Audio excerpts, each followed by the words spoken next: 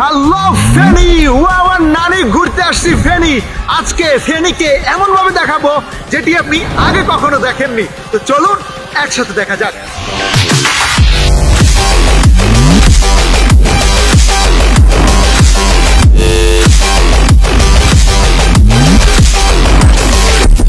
আজকের এই ভিডিওতে ফেনী জেলার সমস্ত সৌন্দর্য আপনার সামনে প্রেজেন্ট করবার সাথে সাথে কমপ্লিট একটি ভ্রমণ গাইডলাইন দিব।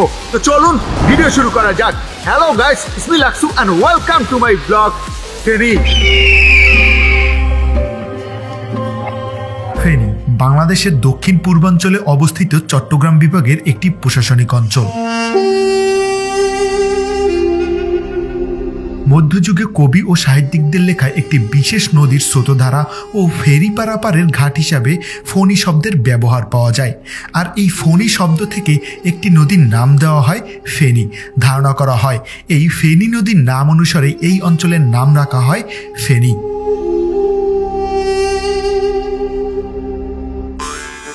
ফেনীতে আপনি বাস এবং ট্রেন যোগে 4 থেকে 5 ঘন্টার মধ্যে খুব সহজেই চলে আসতে পারবেন।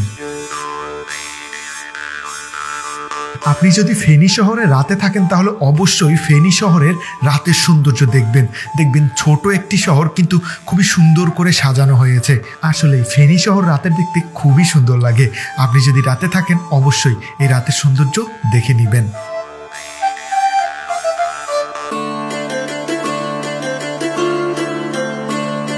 শুভ সকাল সবাইকে স্বাগত জানাচ্ছি ফেনী জেলা থেকে। আমার পিছনে যেটি দেখতে পাচ্ছেন এটি হচ্ছে ফেনী সরকারি কলেজ। এটি ফেনী জেলার অন্যতম প্রাচীন এবং ঐতিহ্যবাহী একটি কলেজ। একেবারে ফেনী শহরের প্রাণকেন্দ্রেই এই সরকারি কলেজের অবস্থান এবং এই কলেজটি প্রতিষ্ঠিত হয় 1922 খ্রিস্টাব্দে এবং তখনকার সময় এই কলেজটি দক্ষিণ পূর্ব বাংলার সব থেকে স্বনামধন্য একটি কলেজ ছিল।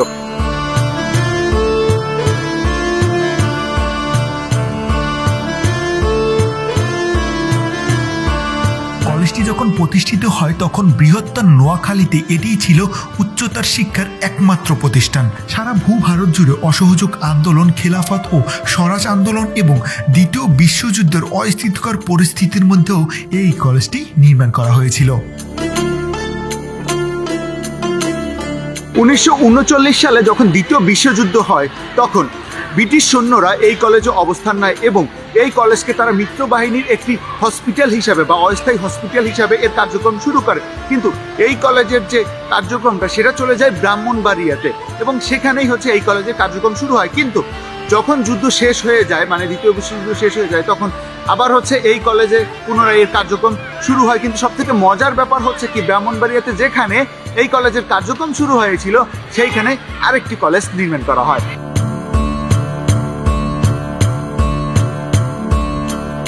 এই কলেজটি যেমন অনেক বড় একটি কলেজ, এই কলেজটি দেখতেও খুবই সুন্দর। আর এই কলেজের সামনে খুবই সুন্দর একটি দিঘি আছে। তো চলুন দিঘিটি দেখে আসি।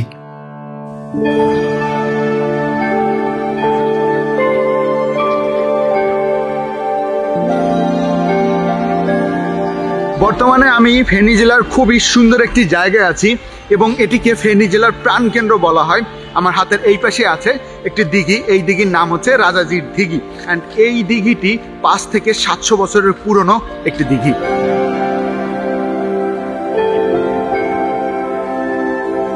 অ্যাকচুয়ালি একজন রাজার কন্যাকে কেন্দ্র করে নাকি এই দিঘিটি খনন করা হয় এবং ওই যে রাজাঝির মানে রাজার মেয়ে, ওই নাম অনুসারে এই দিঘির নামকরণ করা হয়েছে রাজাজির দিঘি।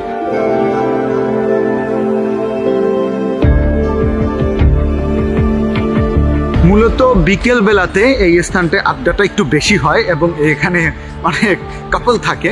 আর এই যে বসার যে জায়গাগুলো আছে, এই জায়গাগুলো আপনি বিকেলবেলা আসলে মনে হয় না ফাঁকা পাবেন। এখন হয়তো 2-1টা জায়গা ফাঁকা আছে, আমি পেয়েছি ফাঁকা, অ্যান্ড আপনি পেতে পারেন। কিন্তু বিকেলবেলাটা কিন্তু এখানে প্রচুর পরিমাণ জমজমাট হয়ে যায়। এখন দিঘির পাশে অনেক হচ্ছে ছোট ছোট দোকান পেয়ে যাবেন, ফুচকা বলেন, মানে একটা পার্কে বা হচ্ছে একটা দর্শনীয় স্থানে যা যা থাকে সব কিছুই আপনি এখানে পাবেন। আর আমার হাতের এই পাশে ছোট একটা মার্কেট রয়েছে, স্ট্রিট মার্কেট রয়েছে, এখান থেকে অনেক কিছু কিনে নিয়ে যেতে পারবেন। অ্যান্ড হচ্ছে এখানে হাঁটতে আপনার বেশ ভালো লাগবে, কারণ দিঘির একটা সতেজনেস আপনার মধ্যে কাজ করবে।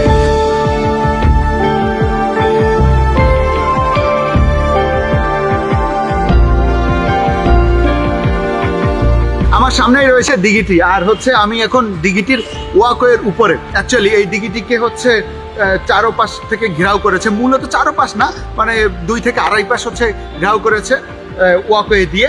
এবং আমার পিছনে রয়েছে কিন্তু সরকারি কলেজ। আসলে কলেজ, তারপর হচ্ছে এই দিঘির সৌন্দর্য, দুটো মিলিয়ে খুবই সুন্দর একটি জায়গা, চমৎকার একটি জায়গা। আপনি যদি ফেনী জেলা আসেন আর এই ফেনীর প্রাণকেন্দ্রে যদি না আসেন তাহলে কিন্তু অনেক বড় একটা ভুল করবেন বা মিস করবেন। তো অবশ্যই অবশ্যই আপনি যদি ফেনীতে ট্রাভেল করতে আসেন বা ফেনী যদি স্থানীয় হন, এই যে দিঘির পাশে আসবেন, বসবেন, এই জায়গাটাকে উপভোগ করবেন, বেশ ভালো লাগবে।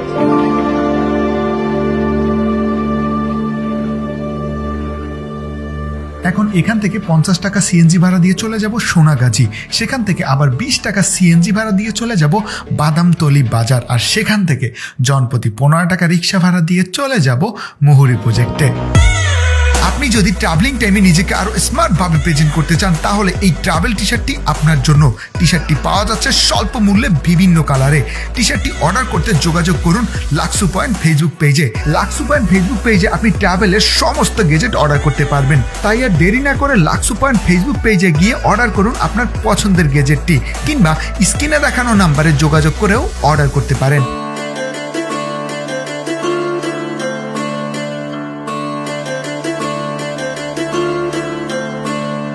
বর্তমানে এখন আমি আছি ফেনী জেলার সব থেকে বড় প্রজেক্ট তথা বাংলাদেশের অন্যতম বড় একটি প্রজেক্ট মুহুরী প্রজেক্টে।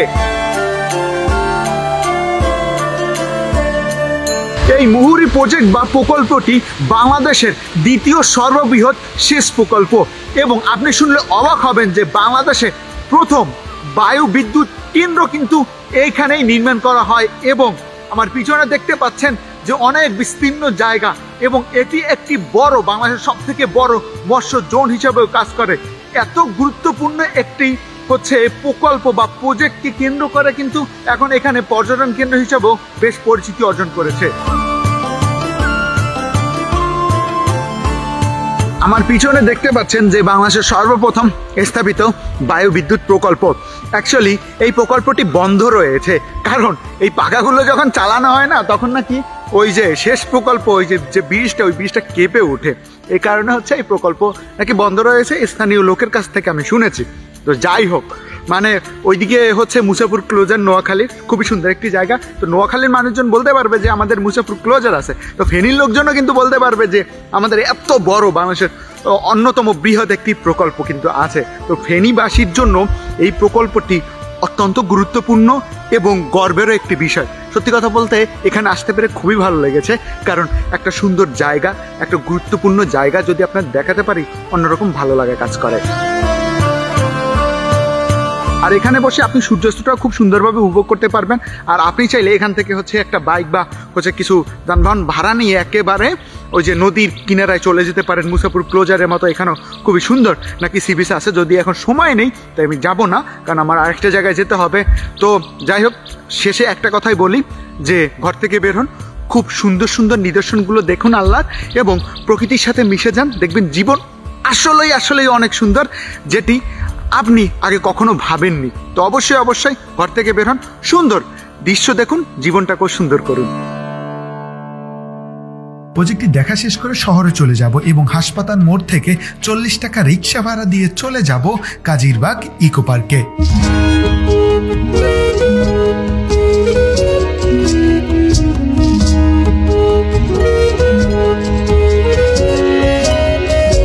বর্তমানে এখন আমি আছি ফেনী জেলার অন্যতম সুন্দর একটি ইকো পার্কে। এটির নাম হচ্ছে কাজিরবাগ ইকো পার্ক।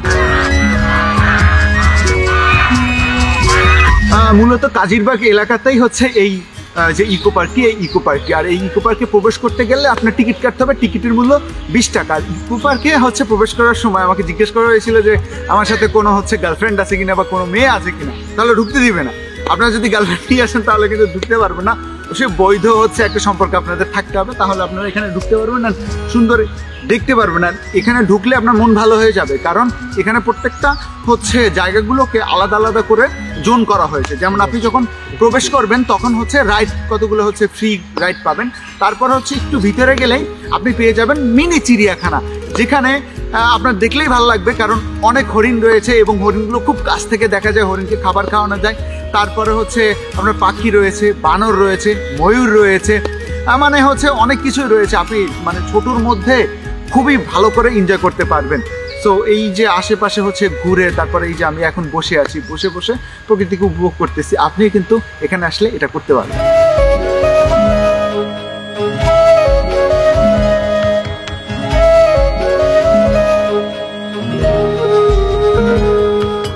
অ্যাকচুয়ালি পার্কটা দেখে আমার ভীষণ ভালো লেগেছে। আপনারা যদি ফেনী জেলাতে আসেন তাহলে অবশ্যই আসবেন। আর হচ্ছে বিকেলবেলাতে বা স্কুল বা কলেজ টাইম বাদে কিন্তু হচ্ছে ফ্রেন্ড সার্কেল নিয়ে, সেটা হোক গার্লফ্রেন্ড হোক বয়ফ্রেন্ড নিয়ে আসা যায় মোটামুটি, কিন্তু স্কুল টাইমে যারা স্টুডেন্ট তারা কিন্তু অ্যালাউ না, এটা কিন্তু আমি বলে রাখছি। সো যারা যারা ফেনী জেলাতে আসেন তারা তো অবশ্যই এই পার্কটি হয়ে যাবেন, দেখবেন ভীষণ ভালো লাগবে। এখন এখান থেকে 60 টাকা রিক্সা ভাড়া দিয়ে চলে যাব চৌধুরী বাগান বাড়ি।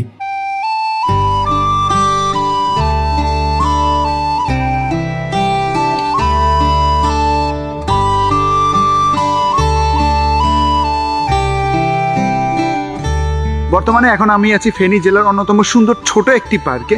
এটির নাম হচ্ছে চৌধুরী বাগানবাড়ি পার্ক, যেটি ধর্মপুরে অবস্থিত।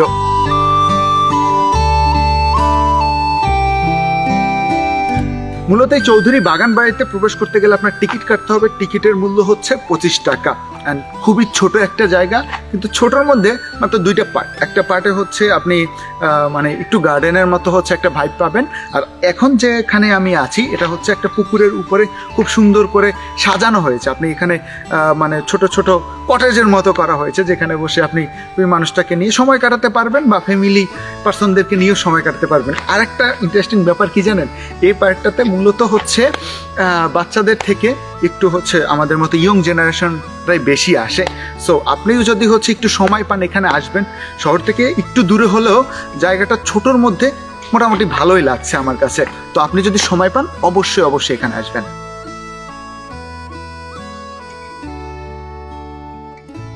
আর একটা কথা হচ্ছে, এই বাগান বাড়ি আগে অনেক সুন্দর ছিল, এখন তেমনটা কিছুই নেই। সো আপনার হাতে যদি অতিরিক্ত বেশি সময় না থাকে তাহলে এখানে আসার দরকার নেই।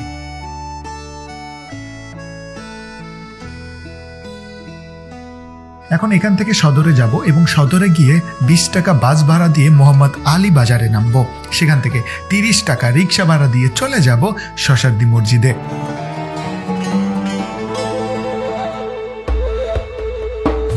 আমার পিছনে যে সুন্দর মসজিদটি দেখতে পাচ্ছেন, এই মসজিদটির নাম হচ্ছে শশার্দী মসজিদ, যেটি ফেনী সদর উপজেলার শশার্দী গ্রামে অবস্থিত।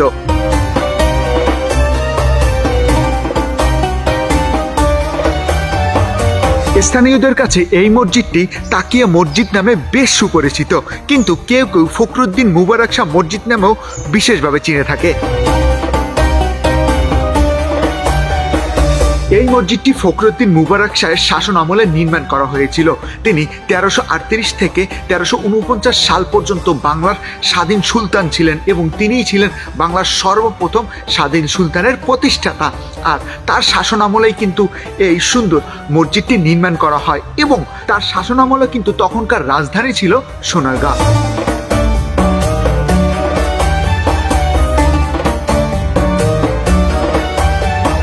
তিনি একাধারে কুমিল্লা, নোয়াখালী, সিলেট, আরাকান এবং ত্রিপুরা রাজ্য জয়লাভ করার পরে তিনি মনে করেছিলেন যে এর জন্য একটি আলাদা রাজধানী দরকার, তিনি সেটিও করেছিলেন।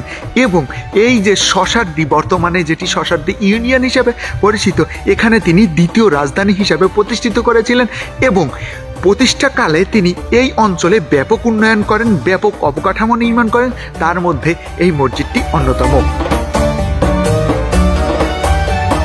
বাংলাদেশ প্রত্নতাত্ত্বিক অধিদপ্তর 47টি মসজিদকে প্রত্নতত্ত্ব অধিদপ্তরের আওতাভুক্ত করেছে, তার মধ্যে এই মসজিদটি অন্যতম। এবং এই মসজিদটির উপরে রয়েছে 2 লাইনে 3টি করে মোট 6টি গম্বুজ এবং এই মসজিদটি নির্মাণ করা হয়েছে চুন, সুরকি এবং ইটের সংমিশ্রণে। এর উপরে যে খোদাই করা সুন্দর সুন্দর নকশা দেখলে আপনি অবাক হবেন। এবং ফেনী জেলাতে যদি আপনি ঘুরতে আসেন তাহলে অবশ্যই এই মসজিদটি আপনার দেখা উচিত, এই মসজিদটি দেখে যাবেন। তো অবশ্যই অবশ্যই ফেনীবাসী যারা আছেন বা ফেনীতে যারা ঘুরতে আসবেন তারা এই সুন্দর স্থাপনাটি দেখে যাবেন।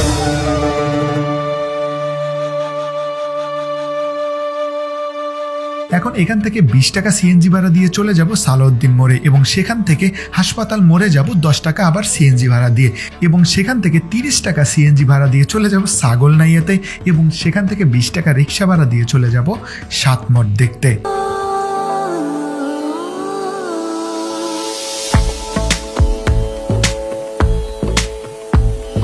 আমার পিছনে 7টি বড় বড় মঠ বা মন্দির রয়েছে। এটি হচ্ছে ফেনী জেলার অন্যতম প্রত্নতাত্ত্বিক একটি নিদর্শন, আর এটির অবস্থান হচ্ছে ফেনী জেলার ছাগলনাইয়া উপজেলার বাঁশপাড়া নামক একটি স্থানে।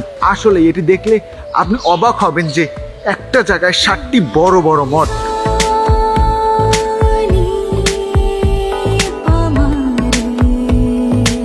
তৎকালীন ছাগলনাইয়ের জমিদার বিনোদ বিহারীর বাড়িতে এই 7টি মঠের অবস্থান। আমার হাতের সামনেই রয়েছে বড় বড় 4টি মঠ এবং আমার পিছনে রয়েছে আরো বড় বড় 3টি মঠ। আসলে একসাথে এতগুলো মঠ আমি কখনো দেখিনি, কখনো জোড়া মঠ দেখেছি, কখনো সিঙ্গেল মঠ দেখেছি, কিন্তু একসাথে 7টি মঠ আসলে আমার দেখা এই প্রথম যে এতগুলো মঠ একসাথে। তো আপনারা যদি আসেন এখানে কিন্তু একসাথে এই 7টি মঠ দেখতে পারেন, যদিও মঠের অবস্থা অনেক খারাপ, এখন হয়তোবা সংস্কার করবে বা করা হচ্ছে। তো যাই হোক, আপনারা যদি ফেনী জেলা ঘুরতে আসেন এই 7টি মঠ দেখলে আপনার ভালো লাগবে, কারণ বাংলাদেশের মনে হয় না আর কোথায় একসাথে এরকম 7টি মঠ পাওয়া যায়। আমার পিছনে আরেকটি বড় মন্দির রয়েছে। আসলে এটি এক মন্দির নামে পরিচিত, কারণ এই মন্দিরটি হচ্ছে খুবই বড় এবং একটি মাত্র এখানে মন্দির রয়েছে। আপনি সাত মন্দির থেকে দেখতে পারবেন যে এই পাশে পুকুরের এই পাশে আর কি আরো বড় একটি মন্দির রয়েছে। এই মন্দিরের নাম হচ্ছে এক মন্দির। তো সাত মন্দির আর এক মন্দির একেবারে একই জায়গায়, আপনি কিন্তু হচ্ছে এসে খুব ভালো করে দেখে যেতে পারবেন। এবং এটির অবস্থান হচ্ছে গিয়ে পুকুরের এপার আর ওপারে।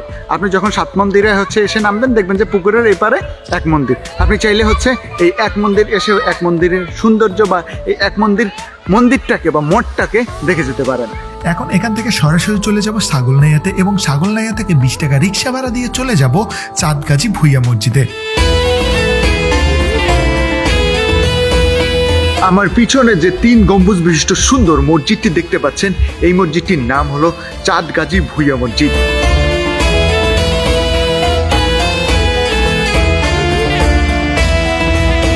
চাঁদগাজী ভুইয়া মসজিদটি ফেনী জেলায় অবস্থিত মুঘল আমলের অন্যতম একটি নিদর্শন এবং এই চাঁদগাজী ভুইয়া মসজিদটি নির্মাণ করেন এখানকার মুঘল আমলের সময় মুঘল সাম্রাজ্য নামে খ্যাত যিনি এখানকার খাজনা উঠাতেন চাঁদগাজী ভুইয়া। চাঁদগাজী ছিল মূলত ফেনীর পূর্বাঞ্চলের একজন স্বনামধন্য জমিদার। তিনি মুঘল আমলের সময় এই অঞ্চলে পদার্পণ করেন। তিনি সর্বপ্রথম 1635 সালে এই ফেনীতে আসেন, কিন্তু সর্বপ্রথম তিনি ফেনীর সোনাগাজী উপজেলাতে আসেন, কিন্তু নদী ভাঙনের ফলে তিনি সেই স্থান থেকে এখানে তার ধন সম্পদ এবং লোকবল নিয়ে চলে আসেন এবং এখানেই আবার পুনরায় জমিদারিত্ব স্থাপন করেন। মুঘল সাম্রাজ্য পতনের পরপরই তার এই জমিদারিত্ব শেষ হয়ে যায়, কিন্তু এই যে চাঁদগাজী ভুইয়া নামে যে জমিদার ছিল, ইনি অত্যন্ত ধর্মভীরু একজন মানুষ ছিলেন। তিনি এই যে মসজিদটি নির্মাণ করেন এবং আপনার খোঁজ নিলে দেখতে পারেন যে এই এলাকায় অসংখ্য দিঘি, মানে চাঁদগাজী ভুইয়া নামে অসংখ্য দিঘি আছে এবং অনেক নির্মাণ তিনি এখানে করেছিলেন বা অনেক উন্নয়ন তিনি এই এলাকার করেছিলেন।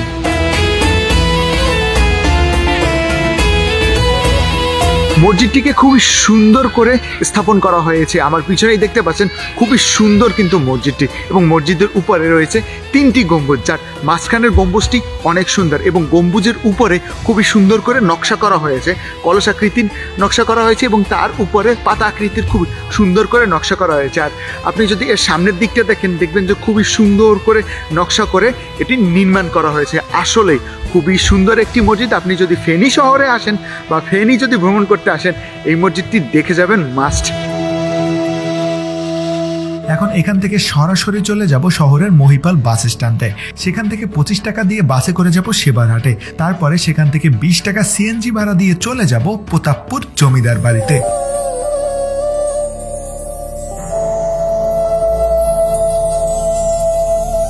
আমার পিছনে যে বাড়িটি দেখতে পাচ্ছেন, এই বাড়িটি হচ্ছে একটি জমিদার বাড়ি এবং এই বাড়িটির নাম হচ্ছে প্রতাপপুর জমিদার বাড়ি।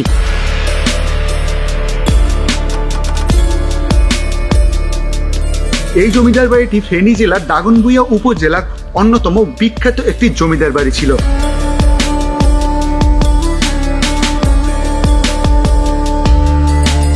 1760 সালের দিকে এই জমিদার বাড়িটি প্রতিষ্ঠিত হয় এবং এই জমিদার বাড়ির প্রতিষ্ঠাতা ছিলেন তিনকুড়ি সাহার দুই পুত্র রামচন্দ্র সাহা এবং রামসুন্দর সাহা।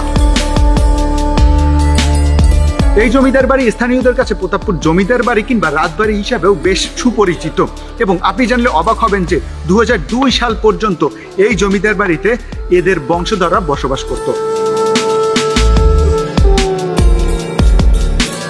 এই জমিদার বাড়ির বংশধররা কিন্তু এখনো টিকে আছে। তারা ঢাকা, চট্টগ্রাম এবং ভারতের ত্রিপুরা এবং কলকাতায় বসবাস করেন এবং এই জমিদার বাড়িতে কিন্তু তারা দুইবার আসে বছরে। সেটা হচ্ছে এখানকার জমিদারের যে সম্পত্তি ছিল সেই সম্পত্তিগুলো বর্গা দিয়ে রাখছে এবং এই বর্গার টাকা নিতেই তারা কিন্তু বছরে 1 থেকে 2 বার এখানে আসে।